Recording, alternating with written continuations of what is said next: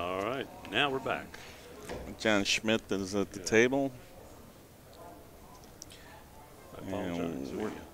Due to technical difficulty there, we're not sure exactly what the run's at the moment, but as soon as he reaches the end of this rack, we'll check with our moderator inside.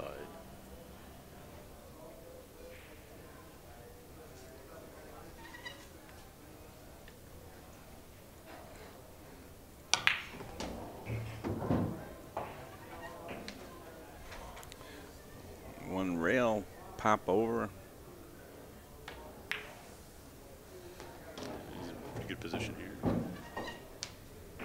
No.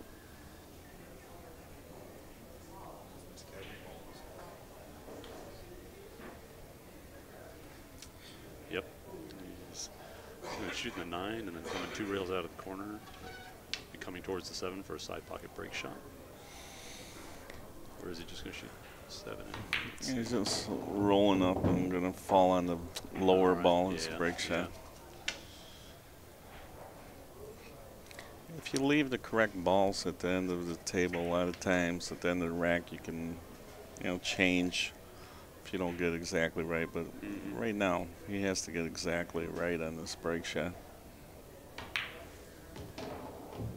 He wants to bounce off the rail a little bit.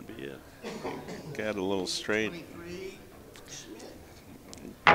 Again, being straight like this, I think he's only going to be able to knock out a couple balls.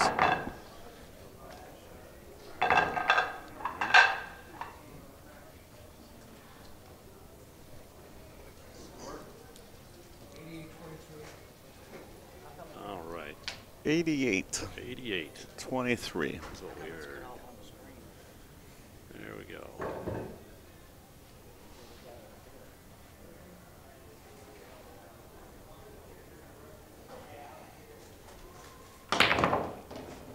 He hit it hard inside so English. Incredibly well. That second kiss hurt him. He deserves something off of that. That's a great shot from that position. Yeah. Yeah, he went after those balls pretty well. Perhaps a 9 is open. You got a backward cut on the 9. You got a straight in the corner where you're right up against the ball.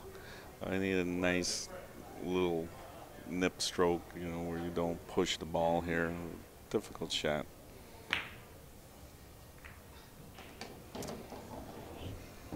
He's got the 3.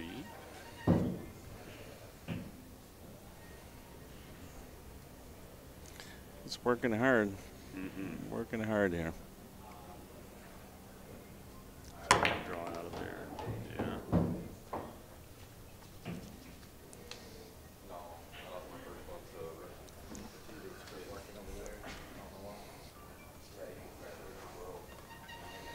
Now it's funny. We had before the match started, I saw John Schmidt in the room practicing on the table, and he saw that the balls weren't opening, and of course he wasn't happy about that, not being able to run 125 and out.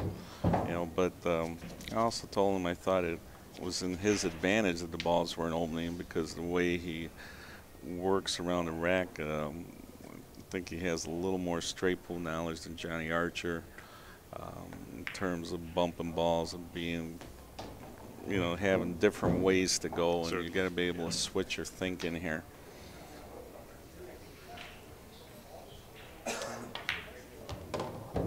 That 6 ball is going to be what he uses to open them up. Oh, no. I would shoot it right here. Yeah, you don't want to wait. Oh. He wants to get a little better angle on it, which I'm shocked. To be honest with you, you might not get exactly where you want to get again. Again, he's getting rid of one more ball that could have been a possible safety valve to try to get on at 6 now. Now he's got to come up, draw off the rack, make sure he gets a shot at the 1 ball when he breaks off the 6. And now he's basically got the same angle he had before for this shot. He didn't really improve it at all. But now he can't leave the cue ball there and shoot the ball on the side. He's got to follow and get him above the balls, which he did. But again, his best shot is the 1 ball, which is his break shot. He's got to shoot the 9 here. So far in a couple racks in a row here, I think he's simply making the trouble for himself. Well, you see how he opted to go ahead and shoot that break ball off, try to create another break shot below the rack. If he would have hit that ball fuller, he would have been able to play position on these lower balls. But he's still okay. He's just going to get on top of him, try to get that ball on the side rail. Didn't get straight in again. If he got straight in, he could have followed up, shoot the other ball in the left-hand corner. He got an angle now, so now he's got to run into a ball. Try to run into that 14 probably, right? Just bump it a hair low. He's going to shoot the 9 is the right thing to do here. And come back. And this time you better fall straight in on that ball, or, you know, otherwise you're struggling. He almost scratched. It would have been a terrible scratch at an off angle, you know, but I bet he's lost a few 200-ball runs scratching like that. It can happen. Follow up, he should be right on the break shot here. And that's what I mean. He was able to scramble, use his knowledge, and find a way to fall on a break shot here. Run is 27.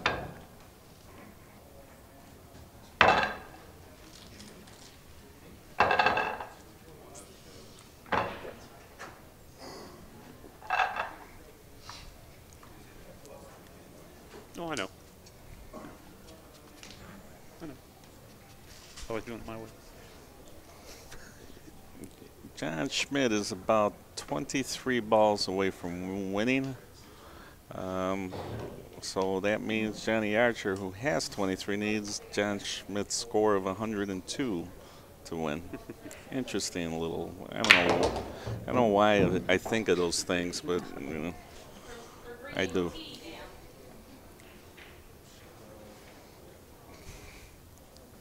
Again, balls all over the table, and he's got a couple shots, and they're all, you know, not something hanging in front of the pocket. You know, Willie Moscone would say, you know, and Dallas would tell me, find the easiest shot and then play position. 90% of the time, the easy ball is the one you want to shoot after the break shot. Just real quick while we have a brief moment, want to give a shout out to the International Diablo Jr. and to the Dirty South. How you guys doing? Hey. All right, back to the action. They're following us online.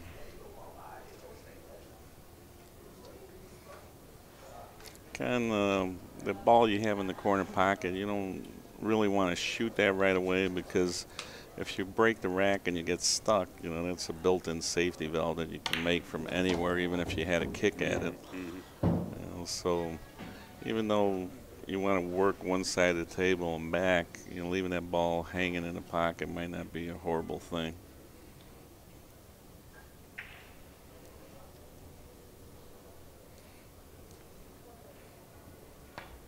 For instance, if John gets on the 6 ball with an angle, he couldn't.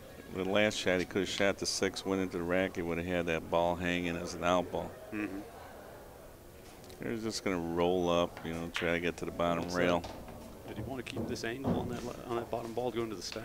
Is that good? No, he's going to do it now. He's got 2 balls here. He's going to shoot the far ball. Yeah, he's going to come in now. And now he's going to go 1 rail into. You want to split the 3 balls. Right? Yeah. You want to hit the 10 ball with some good speed too. Over here, it's not automatic. That's perfect. That is almost perfect. He hit it as good as you can hit it, and you know, nothing really popped out there for easy break shot. There's a ball on the right side of the left side of our screen that's a little high break shot that, you know, you might have to use. It's late in the rack, but sometimes John likes to manufacture break shots late in the rack when there's only a few balls. Yeah. But he does it though. He keeps accomplishing it. Can't fault him if it's working, right? Yeah, he's got very good control and he's able to take those chances sometimes. Yeah, that's the one I would have hit a little harder to knock that break ball out.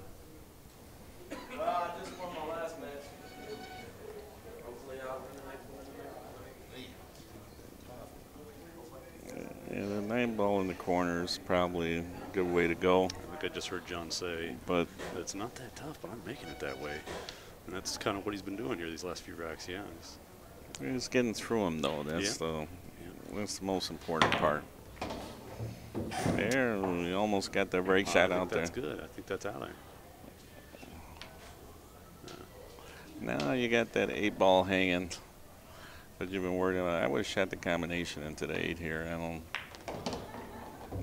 He was able to play position off it. He felt comfortable, but I worry about hitting it if it's close to the pocket and you just cue ball stays there because you hit the point of the pocket.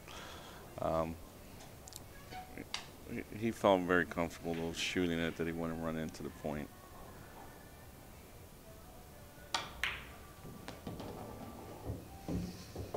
This is too straight.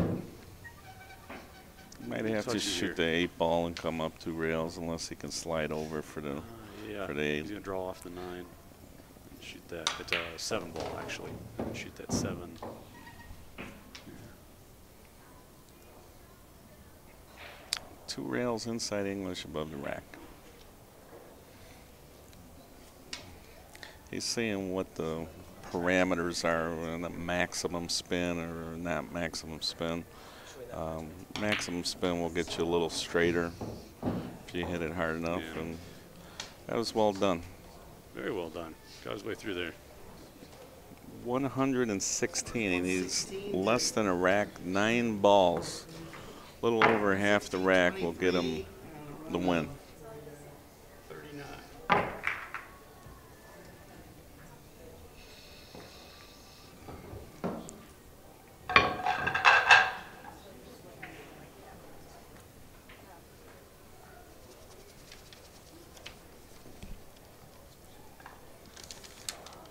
Mention our sponsors here, Diamond Billiard Products, founders of the Derby City Classic, Kamui Tips, you got Fury Cues. Scratch.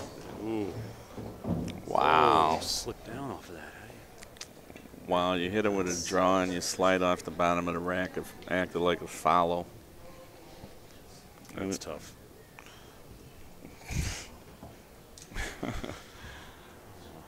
This happens often in straight pool. That last rack, you know, getting those last 9 balls is tough. And, you know, John hit the center of the table there. He let up on the stroke a little bit, but there was a blocker that moved out of the way that could have blocked the cue ball from going into the corner, and he just moved out of the way and he scratched. We also have the Bank Shot Calculator as a sponsor. It's a download app to your phone. And Hammerhead Hustle Clothing. It's a popular brand of clothing. The Pool Player Excuses towel, which is pretty funny. I'll take a look at it. And the Sharks web series.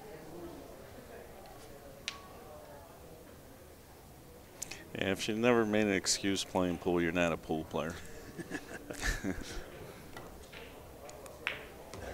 All right, what's going on here?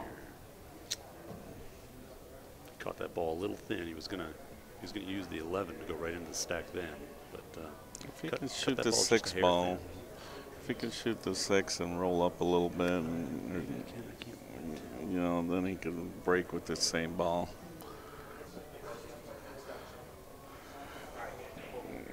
It's tough though. I don't like shooting this ball on the side rail and coming into the rack. You know, the ball that's on the short rail too. If you go 1 rail into the rack, you got to worry about hitting the 6 ball and not breaking the balls the way you want to. If you don't hit the 6, then you got out balls. You might go in a rack right here. You know, we went into it as I don't like this. Went into it as light as you could. Yeah, that's not a good shot. Like I said, when you're bumping into these balls, you can get in a lot of trouble if you don't have the correct speed when you're going into the balls. He did have safety valves there, and that's why he hit it that soft. But you got to realize the safety valves can be there if you hit it a little harder too, and you might get 3 or 4 more shots. The idea is to get them open. We've seen a lot of people doing this on this table, though. You know, coming into the stack just a little too soft and having everything hang up close together. it's been a little chronic. Suke and Immonen were doing it earlier. We've seen John do it quite a bit so far. Yeah, this table is playing a little slow, a little tough. Balls aren't opening up that well as fast as some of the other tables downstairs. Oh. Looking at the 12-4 combination.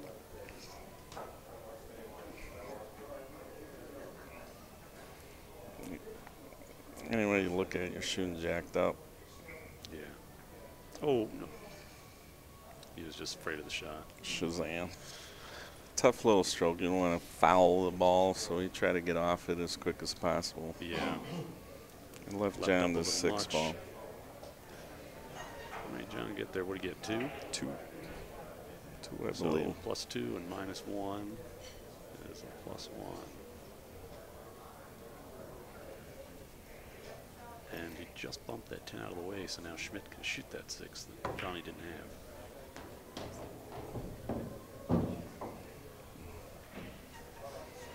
Yeah, John, if he's going to go into the bottom of this rack, he doesn't have any built-in safety valve, so he's got to go in there with good speed. He did. You went into the right spot. Again, he doesn't need a break shot, so he's just going to shoot the break ball off here and play position. Oh. Ball on the side rail. Went a little too far. Let that go a little bit, didn't he? Side pocket might be the correct move here.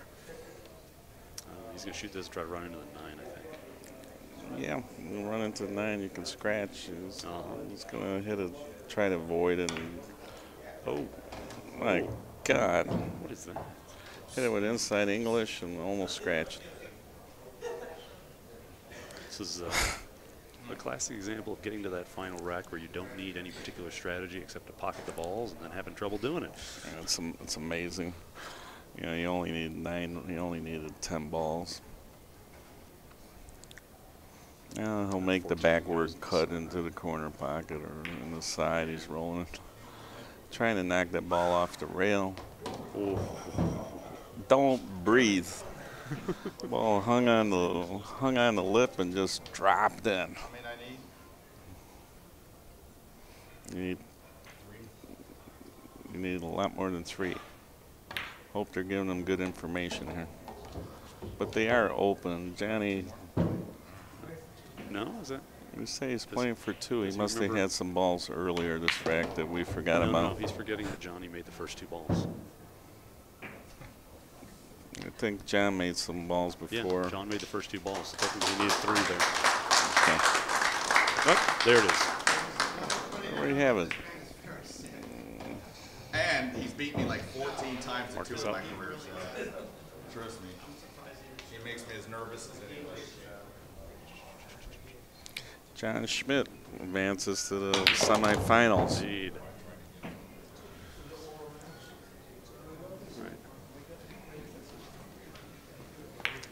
So, who do we got here?